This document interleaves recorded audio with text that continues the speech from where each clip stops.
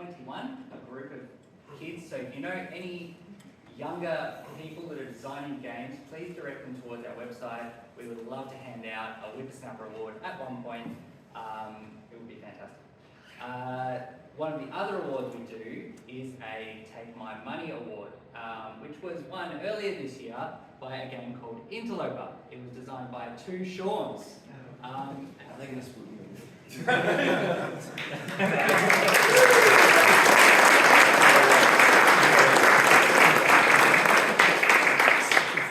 All right, this is a new thing. We haven't done this ever before. This was something that the TGDA thought was important to the majority of the gaming community and a couple of people in Tasmania. But we wanted to show a bit of a recognition of service. We may have heard of, a lot of you may have heard of this, but this show was brought into being by some local legends, Trent and Mark. It was a group of people, a dedicated troupe, that decided to start a podcast. And they aired it on a local radio show. After about 50 or so episodes, another gentleman entered the fray. His name was Garth. And after another 30 episodes, another man, Leon. It was immediately recognisable from a very epic intro, which later became a bit more epic with some added heavy metal music, courtesy of Leon's friends. They called themselves the Dice Men Cometh, and Cometh they did. A podcast was every single week dedicated to their listeners, delivering dice-fueled interviews, furious ribbings, and good-natured jokes, not one of which ever made fun of anyone's age. They evolved and grew over time, and so did their audience. There wasn't a face in the room that wouldn't smile at the Dice Men's antics. The show revolved around explaining games, how they worked, and giving impressions, and doing specials, which revolved around major events such as PAX. They commonly featured industry experts, amazing local designers such as Carl Lang and Alex Winter, and many more. They also had several celebrities on the show, just to name a few: Martin Wallace, Vishal Lacerda, Isaac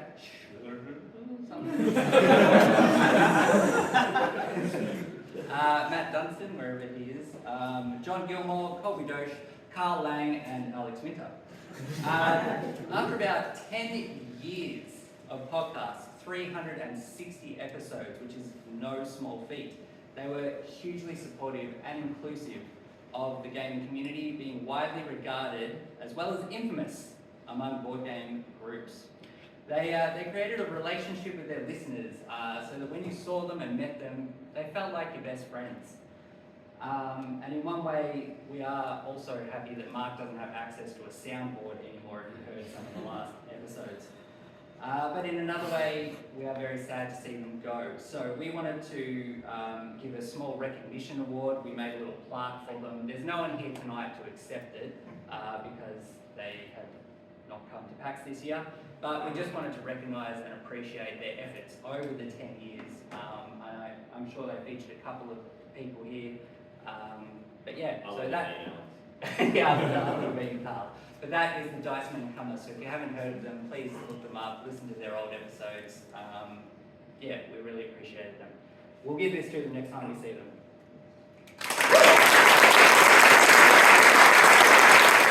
This award, it is basically an award that recognises someone in the community for whatever reason that you think is a good, positive influence in the community. This is an all-time, you can vote at any time on this. You just write the name down, give us your reason, and we add it up. Whoever has the most votes when we cut the cord, that's who gets the award, and it gathers up over time. So one good deed now could mean that they get the award in 3 years. So if you do have anyone that you would like to nominate for this award, just go to the website, nominate someone. The person this year, it was a good pick, no one knows yet, not even Carl. It's great. In 2011, this person started a graphic design course. It probably helped ignite the spark in him that, along with the rest of us creatives, led us down a very windy road of no return. It was a long 3-year course that was happily completed, and I personally was very happy to meet this person, and I enjoyed their enthusiasm and their passion. I met them in a dingy underground bar space. This was the way that playtesting was done back then. It was held in an after-hours bar on a Friday night underneath a gaming store. We were playing yet another Cards Against Humanity clone that many designers were experimenting at the time, including me, and the fact that he loved mine was just another reason to like him. The truth is though, he was actually really good at giving feedback. I had several games and he made all of them better. He made everyone's game better. It wasn't just mine, it was all the people that he saw and worked on.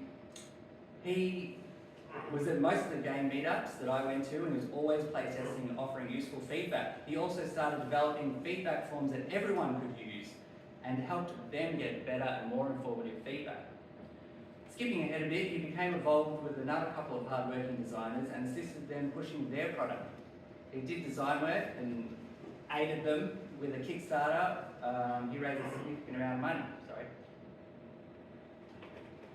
All these talking. He kept designing games and helping other people out, and I eventually played a game that he was working on that had some truly unique features, and hopefully some of the feedback I gave him worked well. Although I haven't seen that game again, so it could be bad feedback. His assistance wasn't limited to feedback. He offered help at quite a few TGDA run things. He assisted other prominent designers. In one instance, he became a GM for a role-playing game, pushing marketing and sales, running demos. He supported the designer emotionally. He was purely just a good guy. The designer himself described this person as an immeasurable help. For another person, he helped run demos at a convention, and by helping, that designer described him as carrying the whole team. The assistance didn't just stop at the convention. He offered people a place to stay, transport, arrangements from the airport, and even appeared on a panel at short notice. We could stop there, but the greatness didn't. That dingy underground bar where we used to shout the rules and feedback to each other, that perfect playtesting space, it eventually changed and became more formal, became known as the incubator. But then, like many other things, it drifted away in a bit of a COVID haze. It took a long time for in-person playtesting to be reinvigorated, as we all know, but this person wanted it back. And after contacting the admins of the incubator, which wasn't TGDA by the way, they gave him all the access to the files, access to the digital space, everything, and he resurrected it. And monthly in-person playtesting came back to Victoria. Before I mention who this person is, I should also point out that he probably doesn't have room for all of you to stay at his house, so don't go and contact him after the event. But I would like to welcome Jonathan Kalesia up.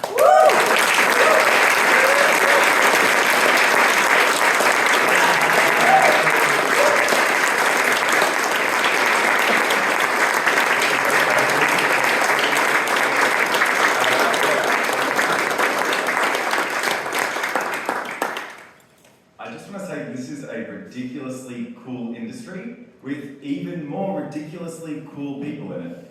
And part of the reason why I wanted to start in-person playtesting again is because I've made great friends and I've learnt a whole heap. So if you want to make great friends and meet a whole heap of super awesome cool people, then make your own communities or join ones that already exist. So please come along. I'd love to play your game.